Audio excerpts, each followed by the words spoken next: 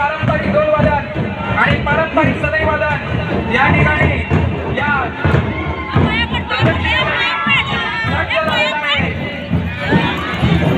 देवीच्या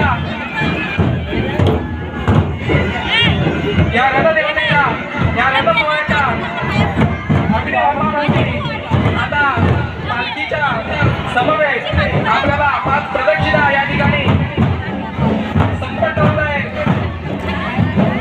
अनेक नवदाम्पत्य ग्रामस्थ मंडळी मोठ्या औषधे आपली काही माऊलीची पालखी रस्त्यावर घेऊन तिच्या मागोपाठ हा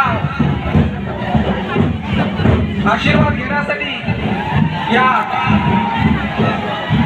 अग्नी होमाची प्रदक्षिणा पूर्ण करत आहेत. हे